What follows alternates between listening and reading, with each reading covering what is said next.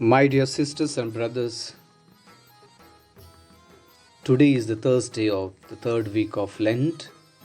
We have the Gospel of Luke, chapter 11, verses from 14 to 23. This Gospel opens with Jesus driving the demon out of a man who was mute. Quite naturally, the crowds were amazed at the healing power of Jesus. However, some of his critics believed that he was able to do this only through the power of Beelzebul, the prince of demons. What was it about Jesus that gave them this idea? Jesus healed the sick, comforted the mourning, taught about the love for God and one another. Were his critics afraid of him? We know from the Gospels that the Pharisees constantly were watching Jesus. Were they concerned that Jesus was gaining too much popularity with the people? Were they worried that they might lose their power with the people? Were they hoping that he would break Jewish law and thus give them good cause to criticize him?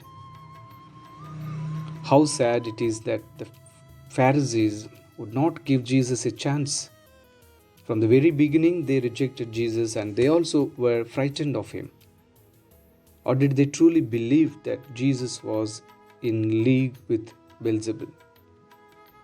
Or were they jealous of his popularity with the people and simply trying to ruin him in their eyes? Regardless, no matter what Jesus did, it was wrong and sinful in the Pharisees' eyes. Take a moment and ask yourself, my friends, who is a person in your life that you struggle with? Who is it you dismiss or perhaps reject at times? What is it they do or don't do that triggers this reaction in you and in me? I'm sure we all have at least one person who irritates us. It may be someone who simply gets on our nerves and we are irritated when they are around us. Or it might be an individual who has hurt or criticized us or ignored us at some point. No matter what the situation was, Jesus continually challenges us to be open and loving with others.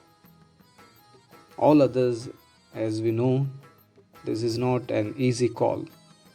However, if we profess to be followers of Jesus, then we must follow in his footsteps, even when it is difficult or challenging. Today, may we pray for one another.